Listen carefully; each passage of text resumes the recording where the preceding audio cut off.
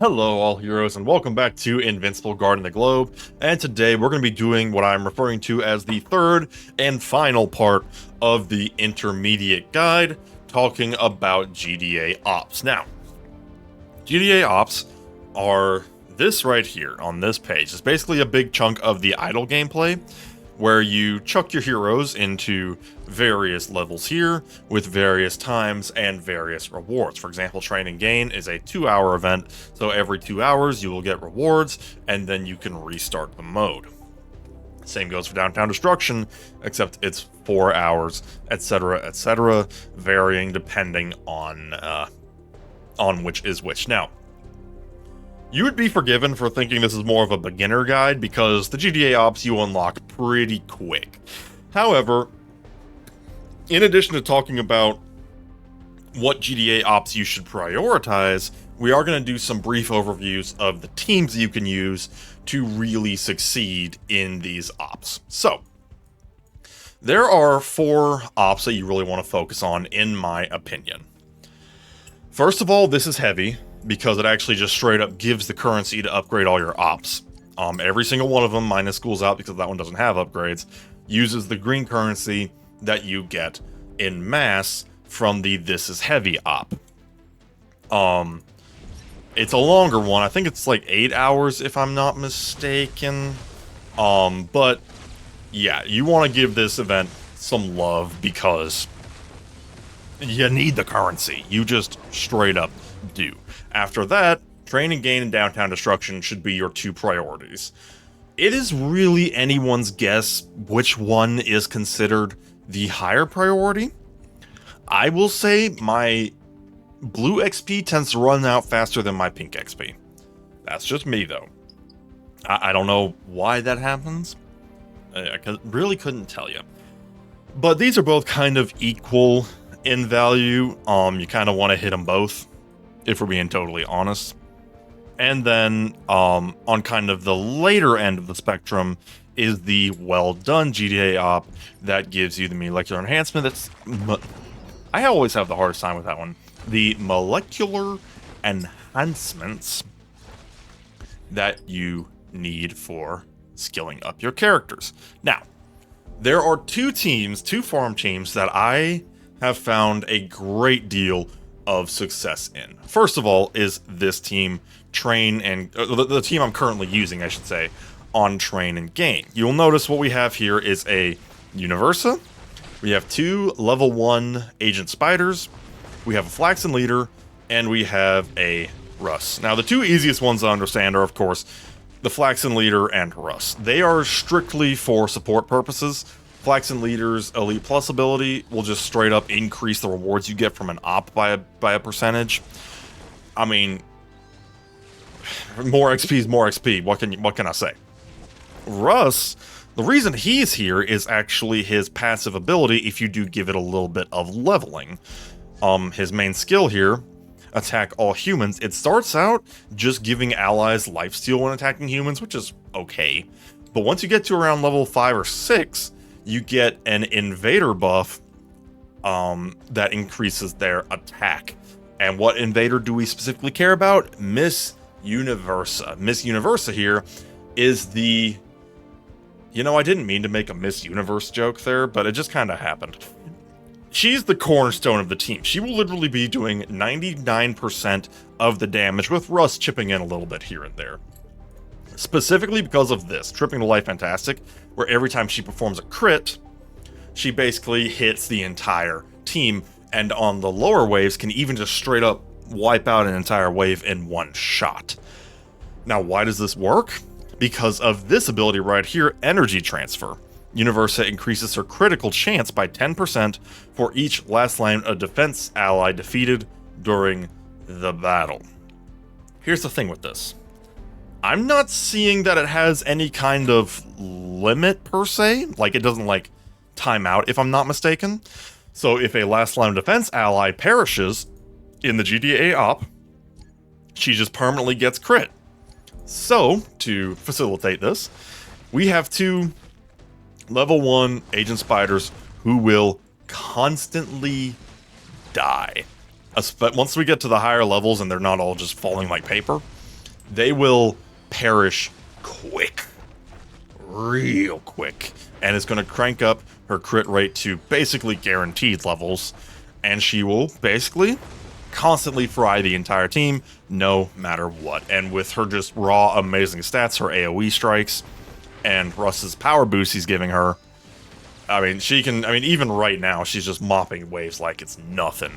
But even later on, this team can get up past a level 1000 easy. Now, the second team I really love here is a Viltrumite team. Now, the core of this team is Thula. Reason for Thula here is because of her passive. Take a peek at her. Passives really make or break these teams, and you'll see why very quickly. A Lust for Death here means that Thula increases her attack every time an ally or enemy Viltrumite dies in battle. You'll notice I put 3 freaking level 1 Viltrumites in the team. They will, or I think Lucan's technically level 39, details. Once she gets up to higher levels, or higher waves, they will die constantly if they're not already. Keep in mind, Kid Oliver is technically a Viltrumite, which means that she's going to be having a power boost very often, especially in the later stages where, you know, the enemy's going to be a little bit stronger, and they'll mow through the level 1 characters very, like that Invincible just freaking bit it from that isotope. They will constantly die, meaning that Thula will constantly be getting some very tasty buffs. Now, I also have Anissa in here.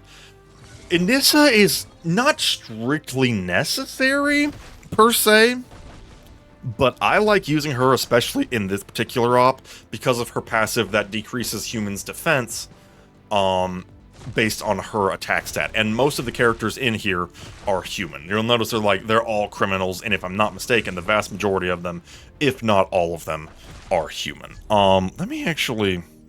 Is Kursk, does he count as human? I don't actually know. Well, let's see. Do you count as human? Do you count? Yes, he does. Delightful. So he's getting his defense nuked too, because why not? That's what you get for trying to breathe.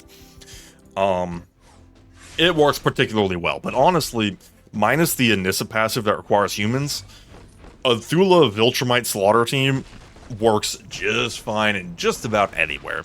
I like having it on this one because I need XP. I could be persuaded to put one of these teams on This Is Heavy. Universal would work because Universal would work just about anywhere. And then this fight does have a few human characters and Viltrumites on the enemy team, so Thula could work very well on this as well. The thing is with that though, even though XP is necessary to the green XP is necessary to power up these GDA Ops, I'm kind of to the point where I don't necessarily need it. I mean, I've got both Training Gain and Downtown Destruction at rank 20 at least, with Training Gain being at rank 21. I could give Well Done a little bit of love, but Well Done is surprisingly expensive to level up for some reason. So I kind of just have my B team in here, which is just my criminal team. They're not doing too well, they're not doing too hot, but honestly, what can you expect when the only character of note on this team is Seismic? Everybody else is pretty aggressively underpowered. If I gave them some love, gave them some levels, which I will be doing in the future, then I think this team would be doing much, much better. Right now, they just don't have the stats to pay the bills, so I just kind of chuck them in here. And kind of same goes for Training Gain, or not Training Gain, Well Done. This one is just my strongest heroes. Okay, so after Well Done, the other two ops that I do work on specifically are Everyone Who's Anyone and the Guardians Around the Globe. Anyone Who's Anyone, or Everyone Who's Anyone, is specifically artifact XP, and occasionally some artifact parts if you're lucky. The rewards on that one are not great, I'm not gonna lie. I pretty much just run that one to get more points for my my progression pass. And then Guardians Around the Globe is gear. Every now and then at higher levels you can squeak something decent out of this. I've seen Seismic gear. I've never seen Omnipotent gear out of this, which I guess I mean, technically it might be possible. If you reach maybe a higher wave, it might have a higher chance. I don't know. But basically, I do that for some extra, mostly just extra fodder to power up my existing omnipotent or seismic gear. One more note that I did just remember. You'll notice here I have all 6 slots open. That 6th slot requires gems, and it's a rather hefty number. The only reason I got it unlocked was, again, extra points for the progression pass, because that way I get more value out of it. Get more XP, crank up my heroes faster. Yeah, I don't really need it though, for being totally honest. Like, literally, you could just not do the Guardians of the Globe one, or not do the Everyone Who's Anyone GDA Op. Both of those are pretty null, honestly. So yeah, don't get that 5th one unless you're like me and trying to maximize your progression past. As far as the others, there's Turning Up the Heat, which is like a really short one. Really only worry about this if you're trying to, like, complete an achievement or something. Other than that, it's so short and all it gives is gold. You don't really need it. Reaniman Rampage is kind of a similar thing.